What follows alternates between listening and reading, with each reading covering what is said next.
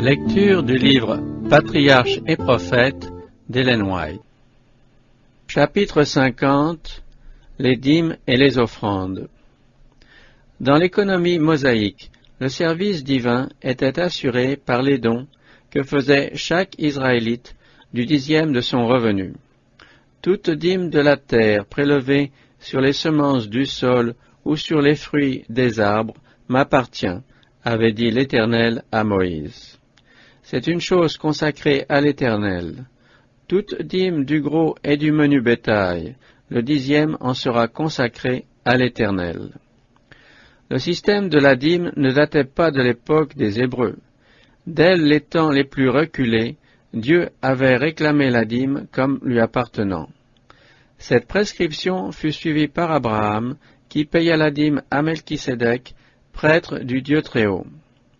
Exilé et fugitif, Jacob fit au Seigneur à Béthel cette promesse: « Je te paierai la dîme de tout ce que tu me donneras. » Plus tard, quand la nation israélite fut organisée, l'institution de la dîme fut réaffermie comme l'une des ordonnances divinement instituées et à l'observation de laquelle la prospérité du peuple était attachée. Cette institution avait pour but de faire comprendre aux hommes une grande vérité, à savoir que Dieu est la source de tous les dons et de tous les bienfaits, et que ses créatures doivent lui en témoigner leur gratitude.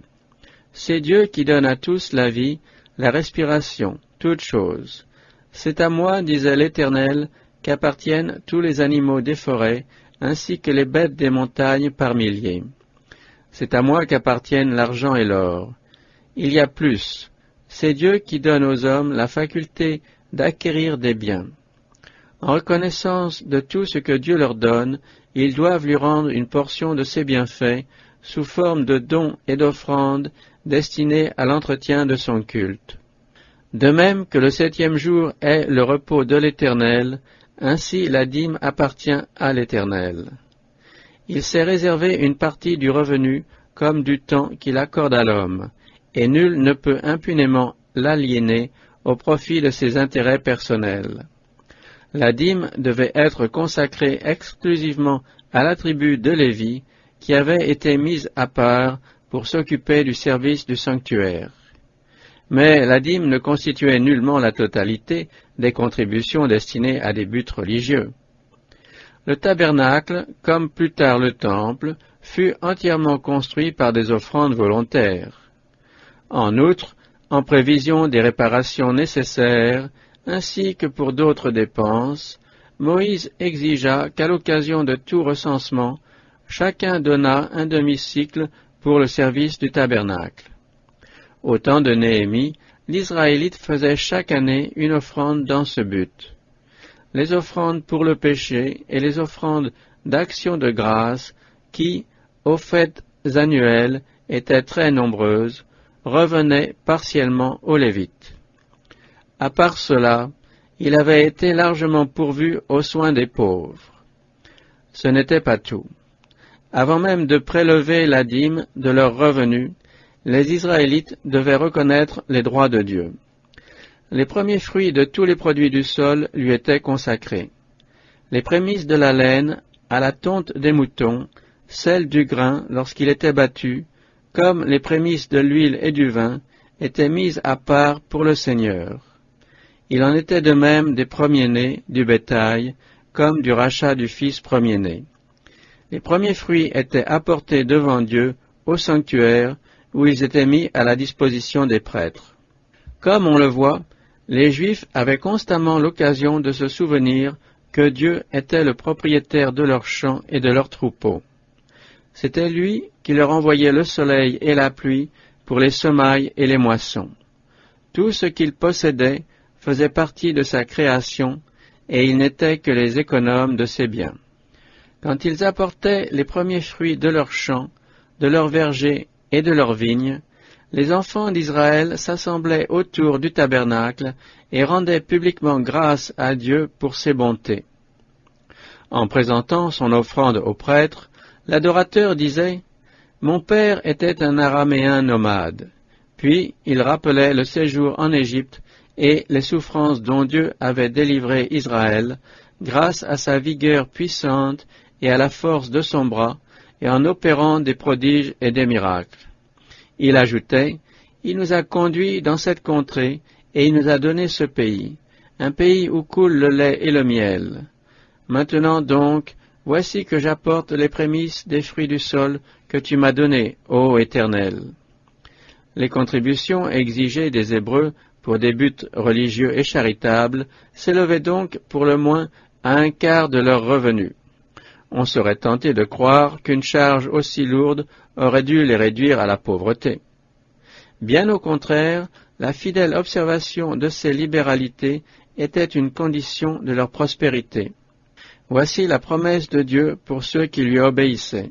« Je détournerai de vous le fléau dévastateur.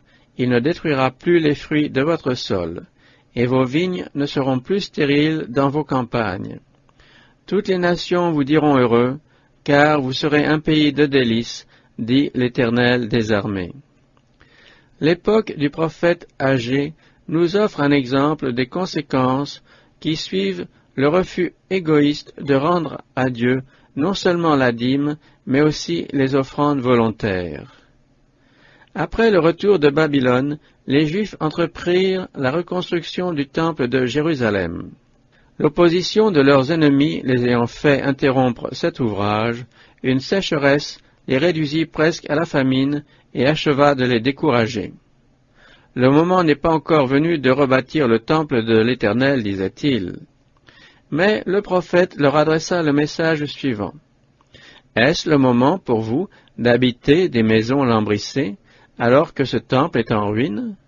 Maintenant donc, ainsi parle l'Éternel des armées. Soyez attentifs à la voie dans laquelle vous êtes engagés. Vous avez semé beaucoup pour récolter peu. Vous mangez, mais sans parvenir à vous rassasier. Vous buvez, mais votre soif n'est pas étanchée. Vous êtes vêtus, mais sans parvenir à vous réchauffer. L'ouvrier met son salaire dans une bourse trouée. Puis vient la raison de cet état de choses. Vous comptiez sur une abondante récolte, vous avez peu moissonné. Quand vous avez voulu rentrer vos récoltes, d'un souffle je les ai dissipées. Pourquoi cela, dit l'Éternel des armées? C'est parce que mon temple est en ruine, tandis que chacun de vous s'empresse de bâtir sa propre maison. C'est pourquoi les cieux au-dessus de vous retiennent la rosée et la terre vous refusent ses fruits. J'ai fait venir la sécheresse sur les champs et sur les montagnes, sur le blé, sur la vendange et sur l'huile, sur tout ce que produit le sol, sur les hommes et sur les animaux, sur tous les produits du travail de vos mains. En ce temps-là, quand on allait à un tas de gerbes devant donner 20 mesures de blé, on n'en trouvait que 10. Quand on allait à la cuve de vin pour y puiser 50 mesures, on n'en trouvait que 20. Je vous ai jadis éprouvé en envoyant la rouille, la nielle et la grêle, qui ont détruit toute l'œuvre de vos mains. Stimulé par ces avertissements, le peuple se remit à bâtir la maison de Dieu, qui lui envoya ce nouveau message. Observez attentivement ce qui va se passer à partir de ce jour et dans la suite. Depuis le 24e jour du 9e mois, jour où ont été posés les fondements du temple de l'Éternel, eh bien, à partir de ce jour, je vous comblerai de mes bénédictions. Tel répand son bien qu'il augmente encore davantage, et telle épargne outre mesure pour n'aboutir qu'à la disette. Dans le Nouveau Testament, l'apôtre Paul nous donne le même enseignement. Celui qui sème peu moissonnera peu, et celui qui sème abondamment moissonnera abondamment. Dieu est puissant pour vous combler de toutes sortes de grâces, afin qu'ayant toujours en toutes choses tout ce qui vous est nécessaire, vous ayez encore largement de quoi faire toutes sortes de bonnes œuvres. Dieu voulait que les Israélites portent la lumière de la vérité à tous les habitants du globe. En pratiquant le culte public tel qu'il fut institué par le Seigneur, ils rendaient témoignage à l'existence et à la souveraineté du Dieu vivant. Et ce culte, ils devaient le soutenir comme un témoignage de fidélité et d'amour pour le Créateur.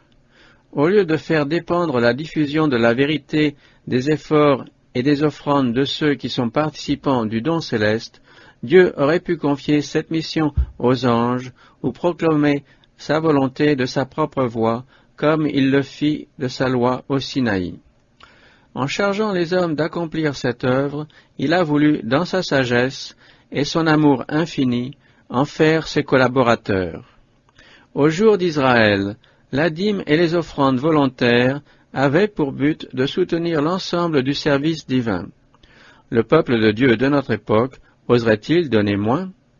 Jésus a posé pour principe que nos offrandes soient en proportion des lumières et des privilèges dont nous jouissons.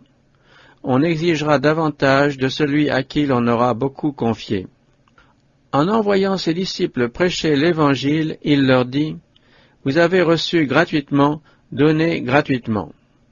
Lorsque les bénédictions d'en haut se multiplient à notre égard, et surtout lorsque nous contemplons le sacrifice incomparable du Fils de Dieu, notre gratitude ne devrait-elle pas nous pousser à plus de générosité en faveur de la diffusion du message du salut?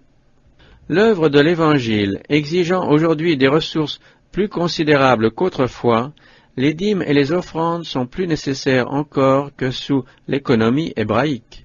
Au lieu de recourir à des moyens discutables et peu chrétiens pour équilibrer son budget, si l'Église soutenait généreusement la cause de l'Évangile, Dieu serait honoré et plus nombreuses seraient les âmes amenées au Sauveur. Le moyen employé par Moïse pour réunir les fonds nécessaires à la construction du tabernacle eut un grand succès. Il n'eut pas besoin d'insister pour inviter le peuple à donner. Il ne fit usage d'aucun des procédés si souvent utilisés de nos jours par les églises. Pas de soirées amusantes, de danses ni de banquets. Il n'organisa ni loterie, ni tombola, ni autres moyens profanes en faveur d'œuvres charitables ou missionnaires. Par ordre du Seigneur, Moïse invita les enfants d'Israël à lui apporter leurs offrandes. Il leur dit que tout ce qui lui serait apporté volontairement et de bon cœur serait accepté. Et les offrandes affluèrent avec une telle abondance que Moïse dut en refuser. Dieu a fait des hommes ses économes. Les biens qu'il leur a confiés sont destinés à la proclamation de l'Évangile. À ceux qui sont fidèles, Dieu confiera de plus grandes richesses. « J'honore ceux qui m'honorent, dit-il. Dieu aime celui qui donne gaiement. » Aussi, quand ses enfants reconnaissants lui apportent leurs offrandes, non pas à regret ni par contrainte, sa bénédiction les accompagne.